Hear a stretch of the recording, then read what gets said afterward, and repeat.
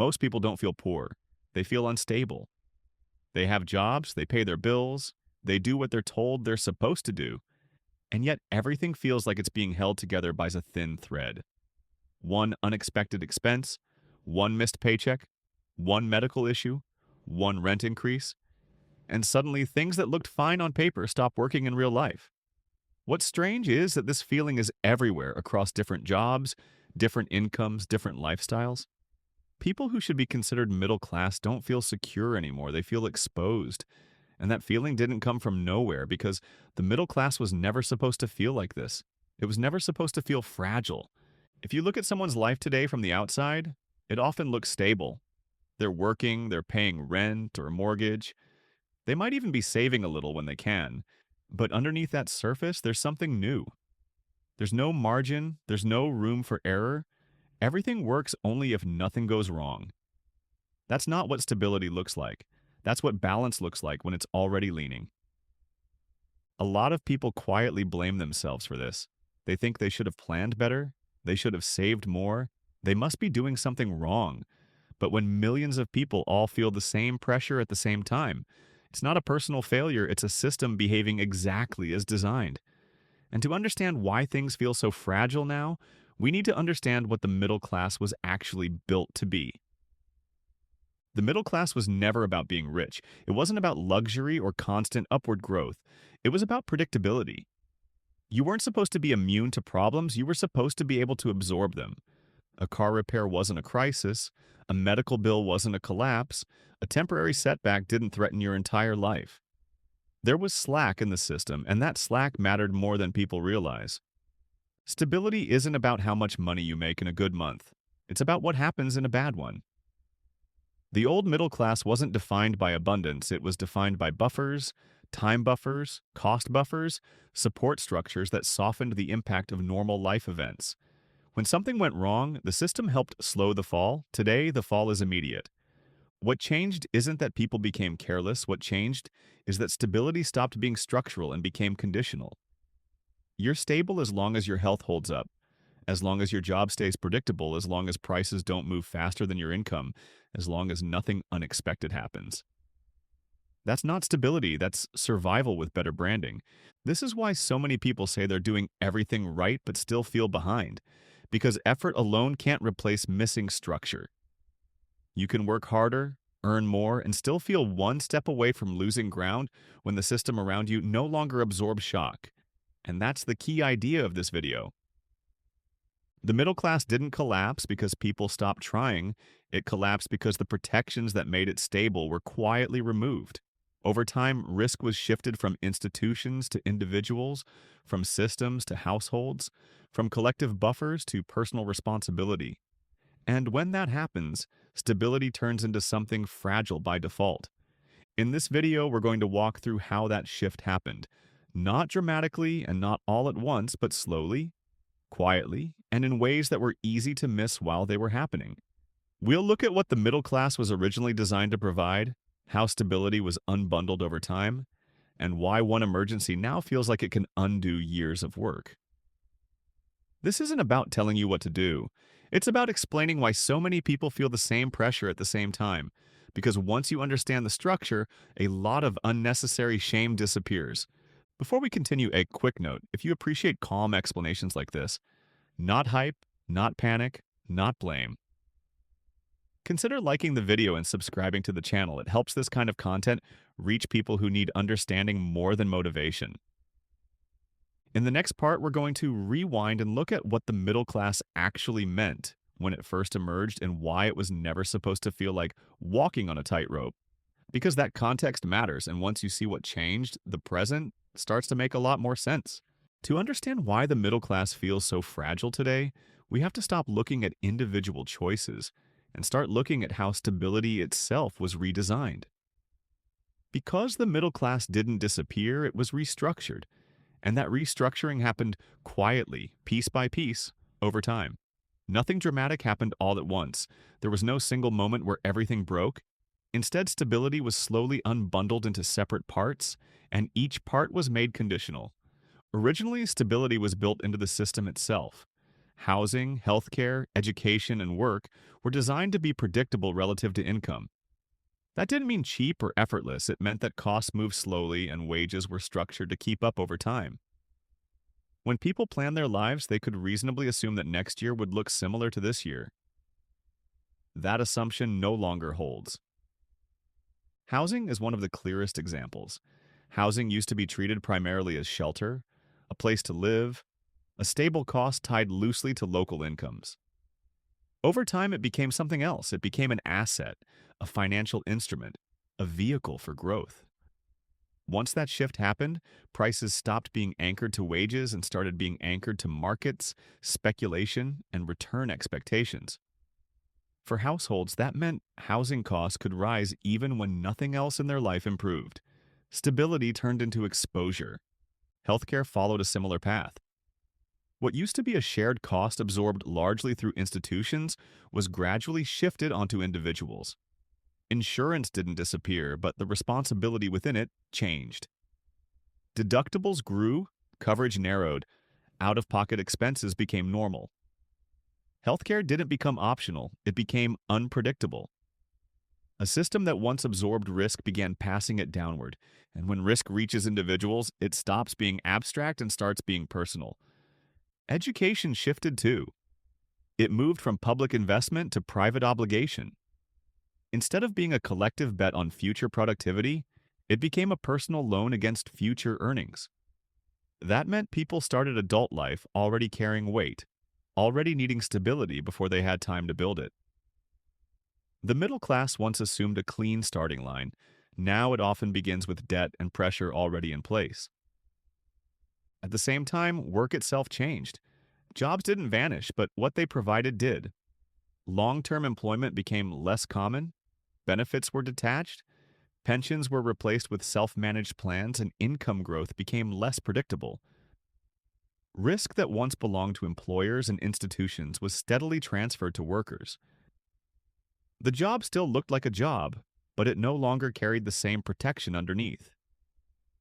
Each of these changes might seem manageable on its own. Housing rising faster than wages is difficult, but may be manageable. Healthcare becoming more expensive is stressful, but may be manageable. Education debt is heavy, but may be manageable. Less predictable work is uncomfortable, but may be manageable. The problem is that none of these changes happened in isolation. They stacked. This is where fragility really begins. Because modern middle-class life isn't defined by one overwhelming cost, it's defined by many moderate ones happening at the same time. Fixed expenses stack higher and higher, while income grows slowly or unevenly. There's no recovery period between costs, no time to rebuild buffers before the next obligation arrives. The system no longer allows slack to reform. Cost stacking changes how life feels. It turns normal events into stressors. A car repair isn't just a repair, it threatens rent. A medical bill isn't just a bill, it delays everything else. An increase in one category ripples through the entire household. When expenses are layered tightly together, nothing fails alone. This is why budgeting advice often feels disconnected from reality. Not because budgeting is useless, but because budgeting assumes there is room to move things around. When fixed costs dominate, flexibility disappears. You're not choosing between options, you're managing constraints. The problem isn't discipline, it's compression. As compression increases, recovery time disappears. In earlier systems, setbacks were expected and spaced out. You could rebuild after one expense before the next arrived. Today, recovery windows are short or non-existent. People are constantly catching up, never quite resetting. Stress becomes continuous instead of temporary. This is also why savings feel so difficult to rebuild once they're touched. It's not because people are irresponsible, it's because the system refills obligations faster than it allows buffers to grow. Any progress is fragile because it exists in a narrow margin between expenses. When an emergency happens in this environment, it doesn't interrupt stability, it reveals that stability was already gone. The emergency isn't the cause of the collapse, it's the moment the system shows its limits. What people experience as failure is often just exposure to how thin the buffer had already become. This is where shame enters the picture. People assume that needing help, falling behind, or struggling means they mismanaged something. But in a system designed without slack, struggle is the default outcome, not the exception. When millions of households are one event away from disruption, that's not coincidence, it's design. The modern middle class is expected to self-insure against everything: health, employment, education, housing, retirement, emergencies, all managed individually, all at once with limited margin for error. That expectation would be demanding even in ideal conditions. In reality, it becomes exhausting. This exhaustion changes behavior. People delay decisions, avoid risks, stay in unstable situations because instability elsewhere feels worse.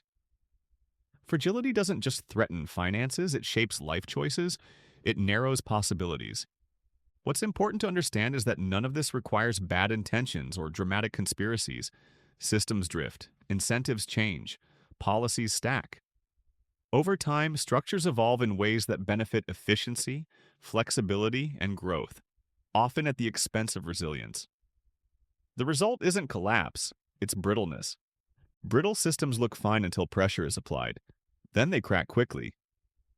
That's what many people are experiencing now. Not sudden poverty, but sudden instability. Not collapse, but constant threat of it. The middle class once acted as a shock absorber for society.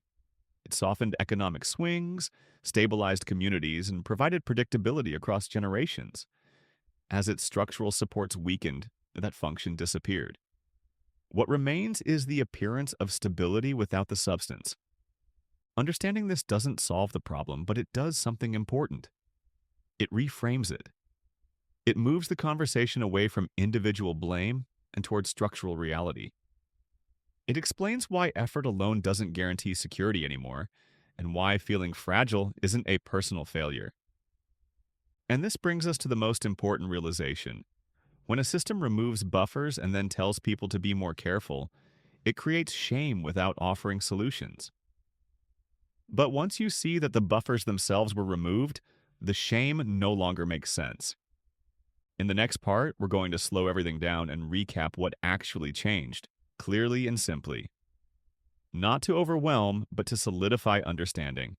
Because clarity is stabilizing, even when circumstances aren't. At this point, the picture should be clearer. The middle class didn't suddenly become irresponsible, lazy, or bad with money. What changed was the structure around it. The middle class was originally designed to provide predictability, not wealth, and that predictability came from buffers built into the system itself. Housing, healthcare, education, and work were structured so that normal life events didn't immediately threaten stability. Problems were expected, and the system was built to absorb them. Over time, those buffers were quietly removed. Housing shifted from shelter to asset, healthcare shifted risk onto individuals, education became personal debt instead of public investment, and work became less predictable while offering fewer protections. None of these changes happened all at once, and none of them felt catastrophic on their own. But together, they reshaped what stability actually meant. Instead of being structural, stability became conditional. You're stable as long as nothing goes wrong, as long as costs don't rise faster than income, as long as health holds up, as long as work remains predictable. That kind of stability looks fine until it's tested, and when it is, it fails quickly. Not because people made mistakes, but because the system no longer provides slack. This is why modern middle-class life feels so tight. Costs stack faster than buffers can rebuild. Fixed expenses dominate, flexibility disappears, and recovery time between setbacks shrinks. A single emergency doesn't cause collapse, it reveals how close to the edge things already were. What feels like personal failure is often just exposure to a system that no longer absorbs shock. Understanding this matters because without that context, people internalize the wrong lesson. They assume they're uniquely bad at managing money, uniquely behind, uniquely failing. But when millions of people share the same experience, the explanation isn't individual behavior, it's structural design. The goal of this video isn't to tell you what to do or how to fix it. It's to explain why the pressure feels constant, why effort doesn't translate into security the way it used to, and why feeling fragile doesn't mean you did something wrong. Clarity doesn't eliminate the problem, but it removes unnecessary shame, and that alone can be stabilizing. If this explanation helped you understand your situation a little better, consider liking the video and subscribing to the channel. This channel exists to explain how money systems actually work, calmly and honestly, without hype or blame. And your support helps that kind of content reach more people who need understanding more than motivation. Thanks for spending this time here and for thinking through these ideas with me. I appreciate you watching, and I'll see you in the next one.